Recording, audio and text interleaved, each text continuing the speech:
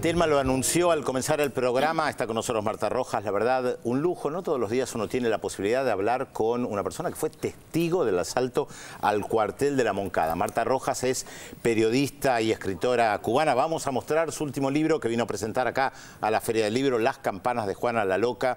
Nos llevaría todo el programa mencionar los premios de Marta Rojas, entre otros el premio José Martí Periodismo 1997, Alejo Carpentier le escribió un prólogo también, un libro que tiene que ver con el asalto al cuartel de la Moncada. Un hecho que cambió la historia del continente, ¿no es cierto?, de América Latina, el asalto a las Moncadas en 1953.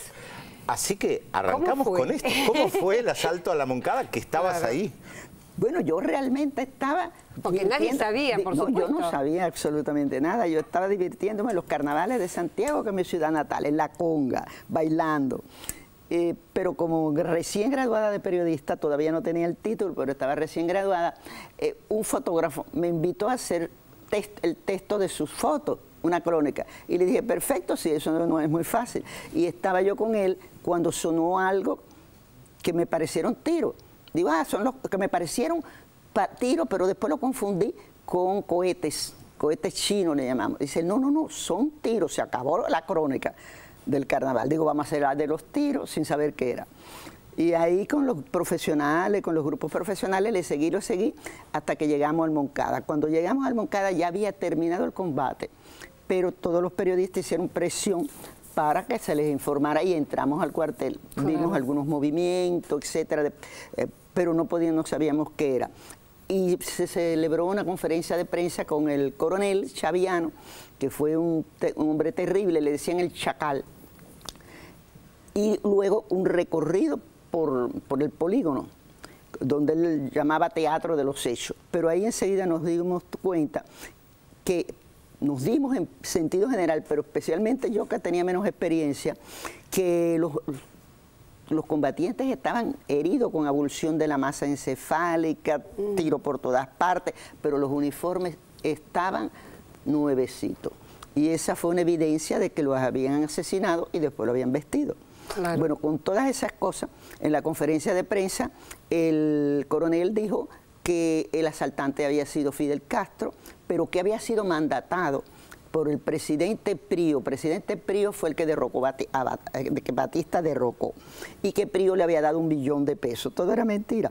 Y él leyó un informe del Estado Mayor diciendo todas esas mentiras. Todo ese mismo día, el 26 de julio de 1953.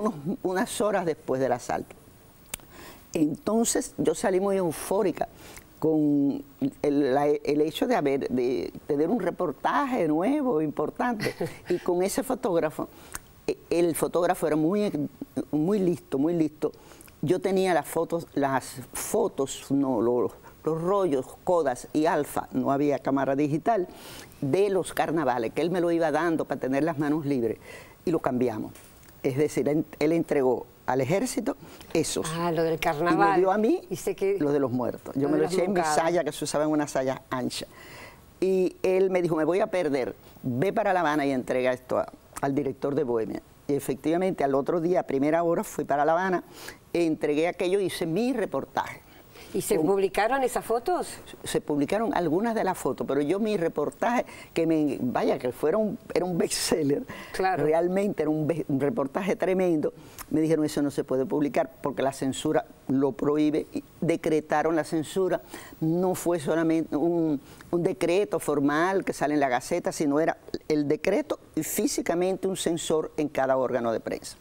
¿Y cuándo eso salió? Lo tachó. Nunca salió. Después de la Revolución. Después de la Revolución recién. Hubo un momento en que se suspendió brevemente la censura y se hizo un reportaje, pero muy cortico, de aquella situación.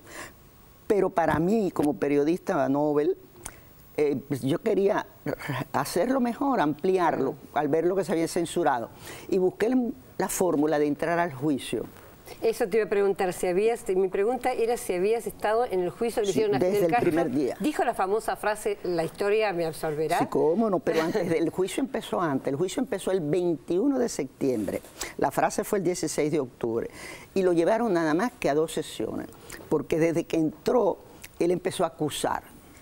primero porque lo llevaban esposado y después solicitarlo al tribunal que como abogado le permitieran asumir su propia defensa.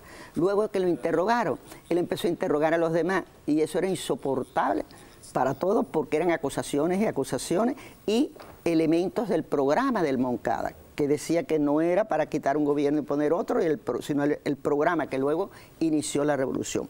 Y los separaron de esa etapa del juicio porque había mucha gente. Era un salón como de este tamaño, con empleados de la audiencia, familiares, gente involucrada, etcétera, y eran muchos oídos que después transmitían las cosas.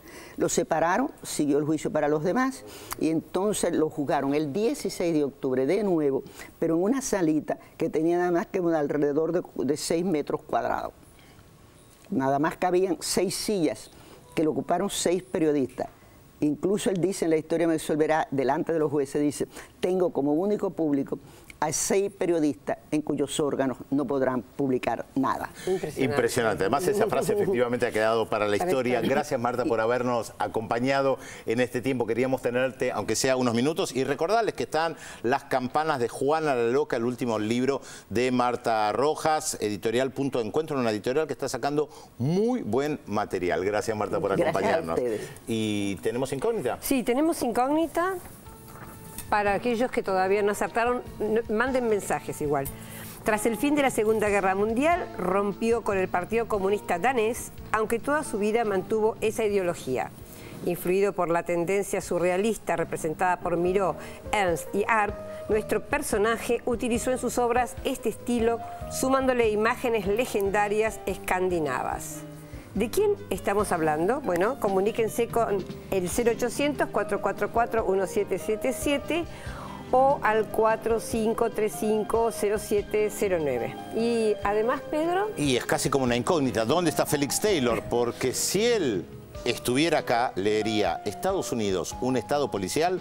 En Baltimore, en Nueva York y en otras importantes ciudades siguen las protestas por la violencia policial contra ciudadanos negros.